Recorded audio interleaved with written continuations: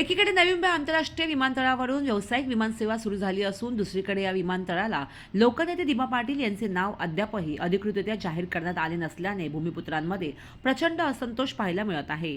लोकनेते दिबा पाटील सामाजिक संस्था शिवभूमी रायगड यांच्या वतीने नवी मुंबई आंतरराष्ट्रीय विमानतळाला लोकनेते दिबा पाटील यांचे नाव दिलेच पाहिजे या मागणीसाठी पनवेलमधील काळभैरव मंदिर चिंचपाडा परिसरात प्रकल्पग्रस्त भूमिपुत्रांकडून निषेध आंदोलन करण्यात आलं।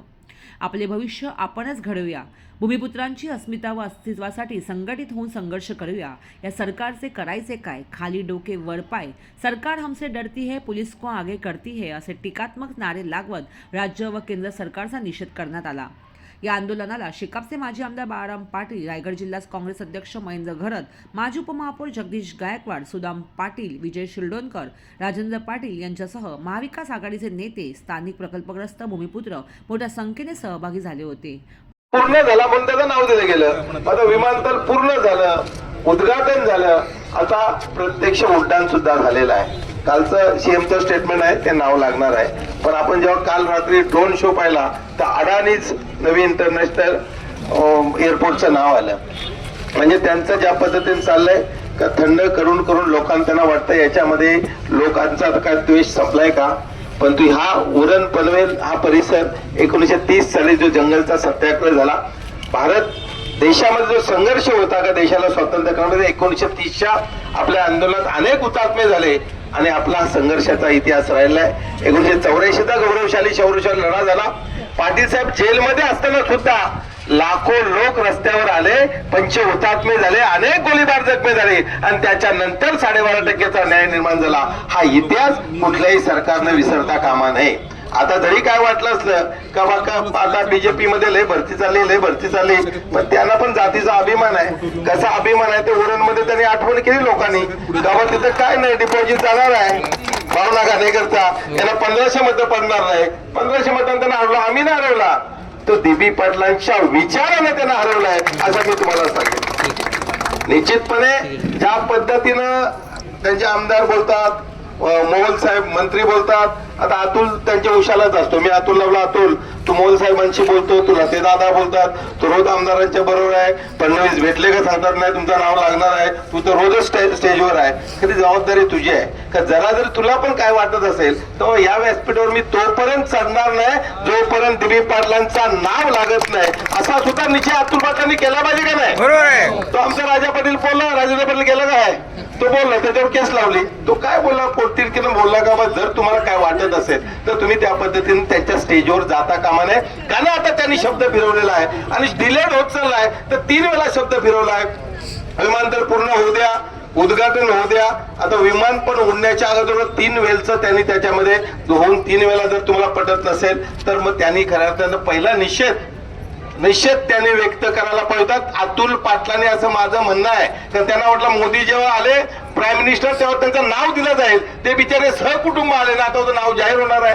दशरथ दादा अध्यक्ष ते बोलले ना आज नाव मोदी जाहीर करणार आहेत 100%, असा दादांना सुद्धा कॉन्फिडन्स होता, कुठेही झालेलं नाही आणि त्यांना वाटतंय का बालेमामांनी जे आवाज उठवला तो प्रकल्पग्रस्तांचा आवाज होता, तो त्या न देता दिबांचं नाव न देता विमान उडवलेलं आहे हे आम्हाला कदापिही पटलेलं नाही आणि या घटनेचा जाहीर आणि तीव्र निषेध आम्ही इथे व्यक्त करतोय। आमचं आंदोलन जरी थांबवलेलं असलं तरी निवडणुका आहेत, लोक आपला रोष निवडणुकांमध्ये नक्की व्यक्त करतील आणि महायुती सरकारच्या विरुद्ध मतदान करतील असा मला ठाम विश्वास आहे। इतकंच नव्हे, आंदोलन हे जे आचारसंहिता संपल्यावरती 5 जिल्ह्यातले सागरी भूमिपुत्र जे आहेत, आगरी, कोळी, कराडी, दलित, कुणबी सगळ्या पद्धतीचा बहुजन वर्ग, संपूर्ण सागरी भूमिपुत्र लाखोंच्या संख्येने मुंबईवर धडकल्याशिवाय राहणार नाही। त्यामुळे माझ्या सर्व भूमिपुत्रांना विनंती आहे, आपला रोष, आपली ऊर्जा कायम ठेवा, आपल्याला या सरकारला धडा शिकवल्याशिवाय थांबायचं नाहीये। आज आमच्या सर्वांच्या लेखी जो विमानतळ दिबा पाटील आंतरराष्ट्रीय विमानतळ आहे त्या विमानतळाला दिबा पाटील साहेबांचं नाव न देता या ठिकाणी विमानाचं उड्डाण करण्याचा शासनानं उपक्रम केलेला आहे। शासनाच्या दृष्टीनं हा सोन्याचा दिवस असला तरी आम्हा साऱ्यांच्या दृष्टीनं हा काळा दिवस आहे, याचा उल्लेख मी करतो। शासनाचा जाहीर निषेध या ठिकाणी करतो. कारण ज्या वेळेस पंतप्रधानांच्या हस्ते विमानतळाच्या उद्घाटनाचा सोहळा केला त्यावेळेस मुख्यमंत्र्यांनी आश्वस्त केलं होतं की ज्या वेळेस विमान उडेल त्यावेळेस त्या ठिकाणी विमानतळावर दिबा पाटील इंटरनॅशनल विमानतळावर आपलं स्वागत आहे अशी घोषणा होईल. पण आज मात्र दुर्दैवानं दुसरंच काहीतरी त्या ठिकाणी होतंय. आणि या ठिकाणी ह्या बाबतीत सरकार जरी सहजगत्या घेत असलं किंवा लाईटली घेत असलं तरी हे आंदोलन आगामी कालखंडामध्ये पेटल्याशिवाय राहणार नाही. कारण ही या ठिकाणच्या सर्व स्थानिकांची, भूमिपुत्रांची, रायगड, ठाणे, नवी मुंबई, मुंबई, पालघर या पाचही सागरी जिल्ह्यातल्या जनतेची भावना आहे.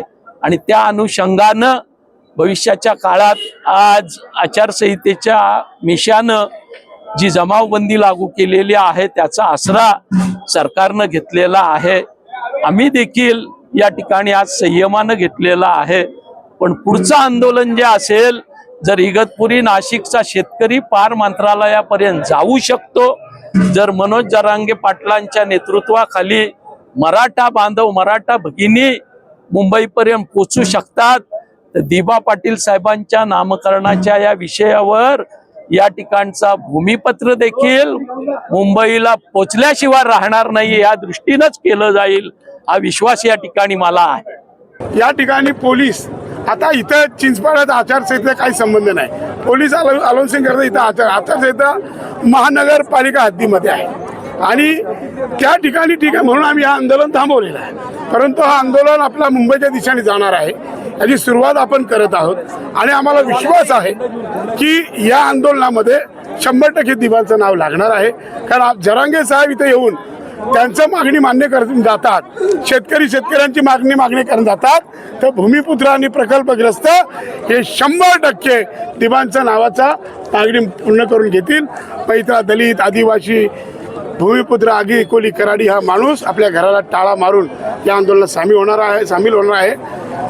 जनतेच्या रेट्याला घाबरून आचारसंहिता लावण्यात आलेली आहे आणि हेतू पुरस्कार आज अडाणीचं नाव त्या एअरपोर्टला दिलेलं आहे.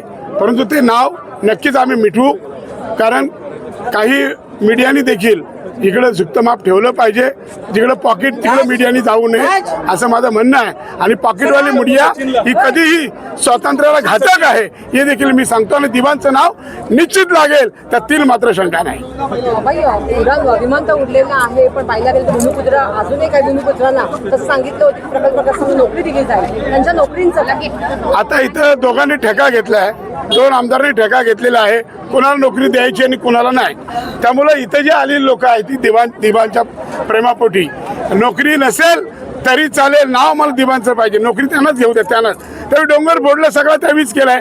उरलाय काय नोकरी काय तिथं चपरासाठीच नोकरी करायची आहे ना. मग ती नोकरी नसली तर चालेल पण दिबाचं नाव पाहिजे एवढी आमची विनंती आहे. नोकरी पण आमची पण मुलं आता शिकलेलीच आहेत ना. त्यांना कसं झाडू, एखादा डॉक्टर पण मुलं आला त्याला पण झाडू मारला जातात. का उपयोग? पूर्वी आमची लोक शिकली नव्हती, आता मुलं शिकलेलीच आहेत ना. मग त्यांचा विकास नाही आणि आमच्या मुलांना तिथे लावलेत. एका मुलाला 5-5 फेऱ्या इकडे तिकडे मारायला लावतात. का तो कंटाळून घरी जावं, त्यांनी तिथे टिकू नये. या शेतकऱ्यांच्या मुलांना पण तिथे त्रासच दिला जातो. आणि पाठीमागच्या दरवाजातून त्यांची बाहेरची मुलं येतात ना. आमची मुलं त्या नोकरीसाठी उन्हात तडफडत असतात दिवसभर, पण त्यांचे नंबर काय लागत नाहीयेत.